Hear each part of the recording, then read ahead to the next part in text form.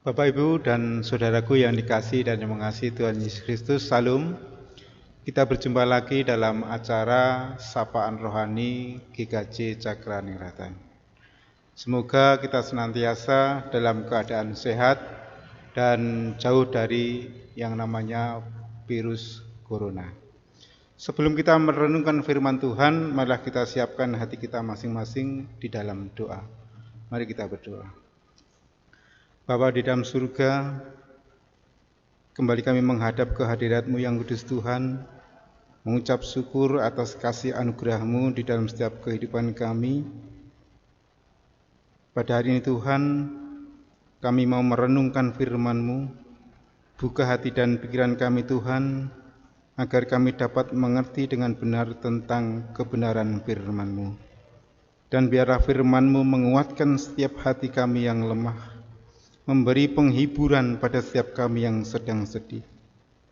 Dan kami mohon Tuhan, Roh Kudus-Mu senantiasa membimbing setiap kami, sehingga kami bisa melakukan kehendak-Mu dengan sepenuh hati kami. Doa yang jauh dari sempurna ini kami minta di dalam nama Tuhan kami Yesus Kristus, Juru Selamat kami yang hidup.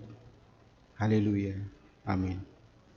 Bapak, Ibu, dan saudaraku yang dikasihi dan mengasihi Tuhan Yesus Kristus, firman Tuhan yang hendak kita renungkan pada hari ini, kita ambil dari 2 Korintus 12 ayat 9 sampai 10, yang demikian firman Tuhan. Tetapi jawab Tuhan kepadaku, cukuplah kasih karuniaku bagimu, sebab justru dalam kelemahanlah kuasaku menjadi sempurna. Sebab itu terlebih suka aku bermegah atas kelemahanku, supaya kuasa Kristus turun menaungi aku. Karena itu aku senang dan rela di dalam kelemahan, di dalam siksaan, di dalam kesukaran, di dalam penganiayaan dan kesesakan, oleh karena Kristus. Sebab jika aku lemah, maka aku kuat. Renungan sapaan rohani pada hari ini kami beri tema dikuatkan dalam kelemahan. Dalam hidup setiap orang tentu memiliki sisi yang lemah dan juga memiliki sisi yang kuat. Kedua hal ini harus diakui keberadaannya. Tidak baik jika satu sisi diunggulkan, sedangkan sisi yang lain ini kita tutupi. Karena jika kita ini menonjolkan pada sisi kekuatannya dan kita menutupi sisi kelemahannya, maka akan mudah jatuh dalam keangkuhan diri, akan mudah jatuh dalam kesombongan.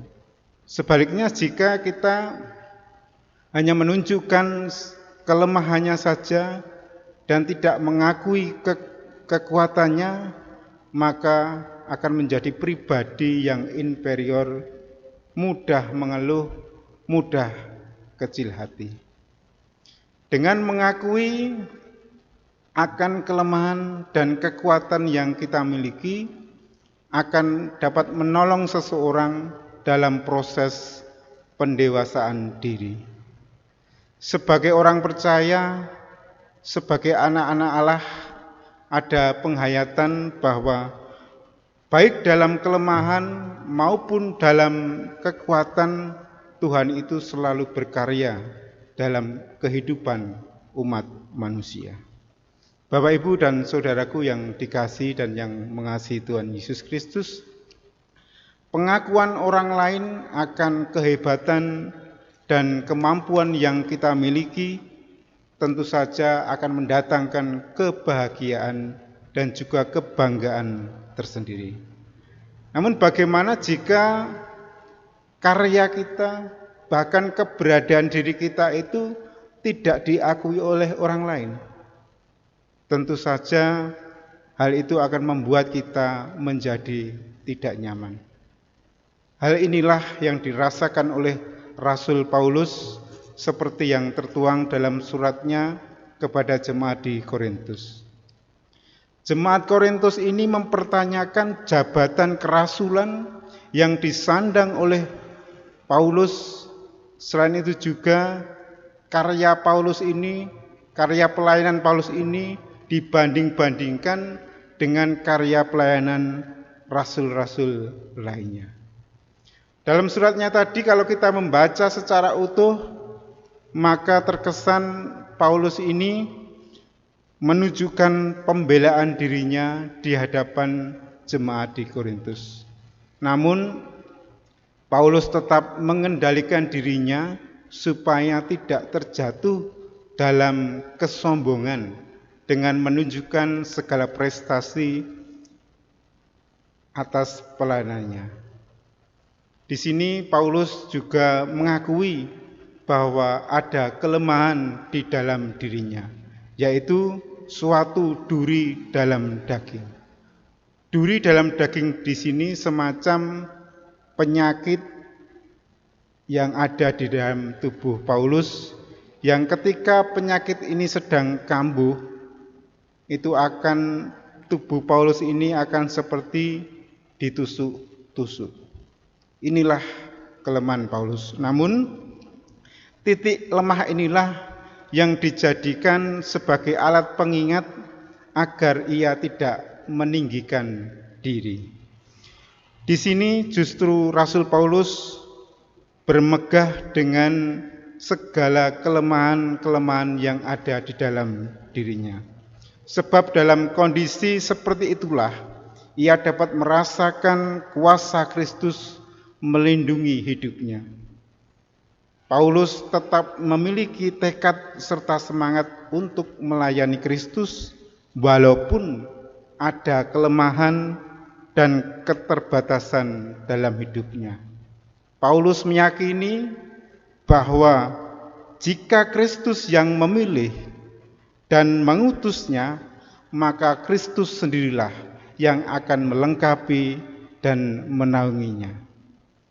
Demikian juga dengan kehidupan pelayanan kita. Seringkali kita ini merasa tidak mampu. Seringkali kita ini merasa tidak bisa untuk mengerjakan pelayanan di gereja. Padahal yang terjadi sebenarnya kita ini tidak mau.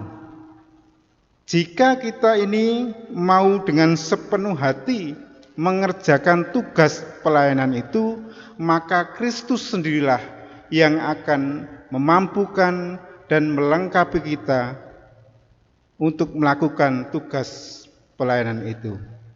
Bapak, Ibu, dan saudaraku yang dikasihi dan mengasihi Tuhan Yesus Kristus, melalui sabda Tuhan hari ini, kita diingatkan bahwa dengan menyadari setiap kelemahan dalam hidup, maka akan menolong kita agar tidak terjatuh dalam keangkuhan.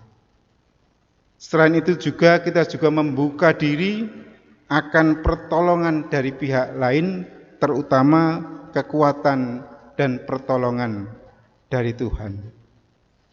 Penyerahan diri kepada Tuhan akan memberikan kita daya untuk mengelola setiap kelemahan yang ada, serta memberikan semangat baru dalam menghadapi setiap penderitaan. Oleh karena itu sekali lagi, marilah kita senantiasa menghayati setiap kasih karunia Tuhan di sepanjang hidup kita. Amin. Tuhan memberkati.